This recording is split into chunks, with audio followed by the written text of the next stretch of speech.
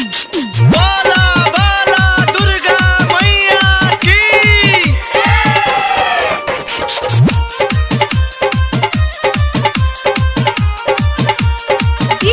शिव नारायण एही से तो मन पगलाइल बारे, एही से तो मन पगलाइल बारे। सुन हमरो बलम, सुन हमरो बलम, सुन हमरो बलम माई आइल बारे, सुन हमरो बलम माई आइल बारे। एही से तो मन पगलाइल बारे, एही से तो मन पगलाइल बारे।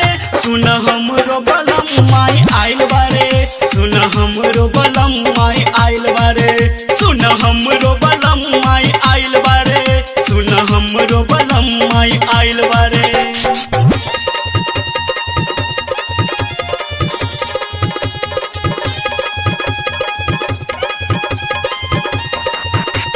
प्रेम से बोली पटना वाली पटन देवी मैया की। शिव नारायण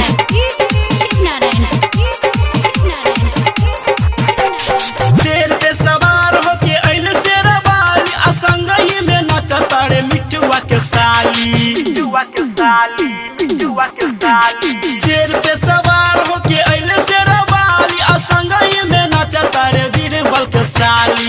एही से तो मन गड़बड़ाइल बारे, एही से तो मन गड़बड़ाइल बारे। सुन हमरो बलम, सुन हमरो सजन, सुन हमरो बलम माई आइल बारे, सुन हमरो बलम माई आइल बारे।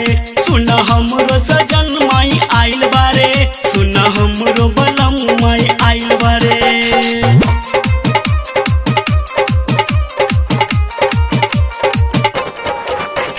बोला बोला दुर्गा मैया की। शिव नारायण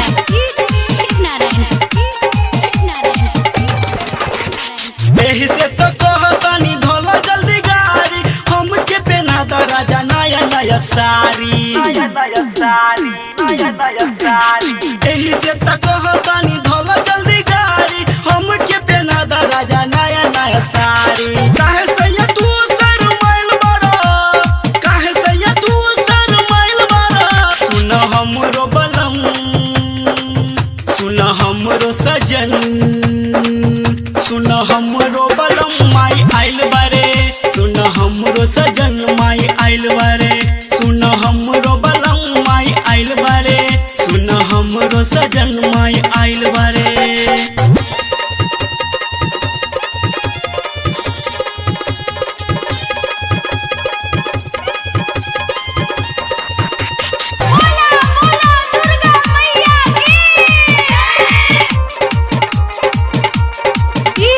शिव नारायण